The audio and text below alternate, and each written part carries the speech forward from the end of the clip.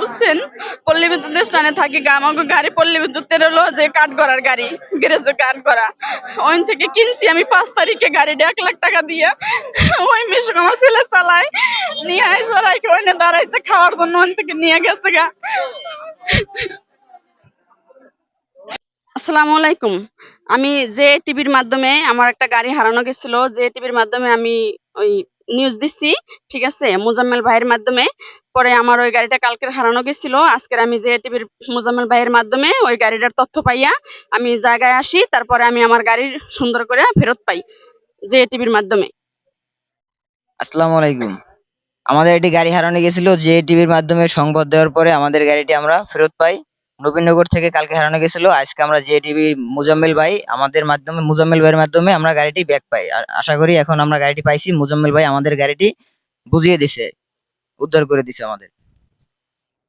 হ্যাঁ, আমার নাম মোহাম্মদ আবুল হাশেম। আমরা বটতলা সিকিউরিটি গার্ড আর কি, বাজারে ডিউটি করি।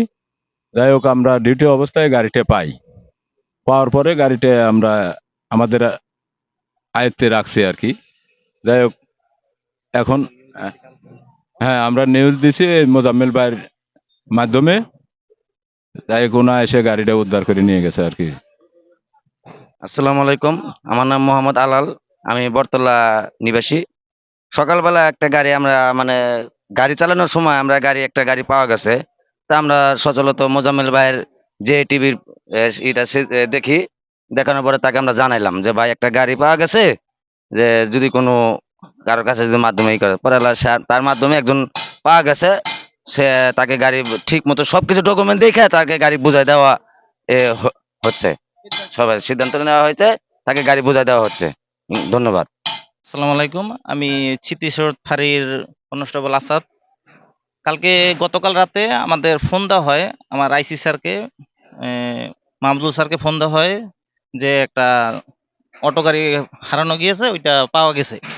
পরবর্তীতে আমাকে পাবলিকে ফোন দেওয়া হয়। পরবর্তীতে স্যার আমাকে এখানে পাঠায় যে দেখে আসো যে ওটা সঠিক কিনা।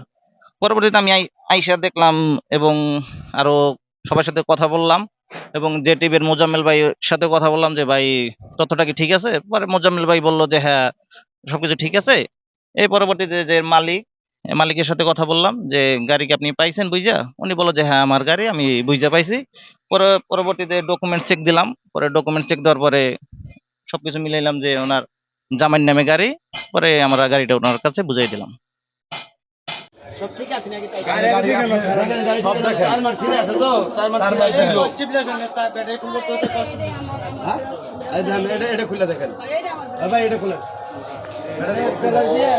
চেষ্টা করছে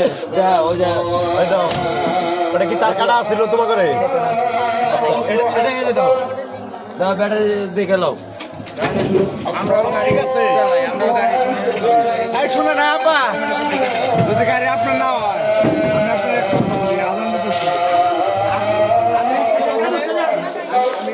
প্রমাণ চাইবেন।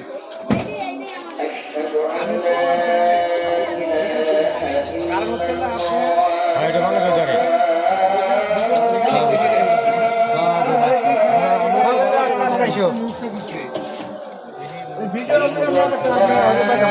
ফোন দিয়ে মনে করেন হয়রান হয়ে গেছি।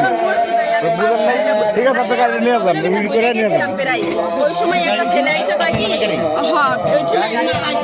হ্যাঁ আগে থানায় নাম্বার দিলে তারপরে এখন নাম্বার দিয়ে আপনারা জিনিস আপনারা পাইছেন, আলহামদুলিল্লাহ। গরিব মানুষ, ঠিক আছে।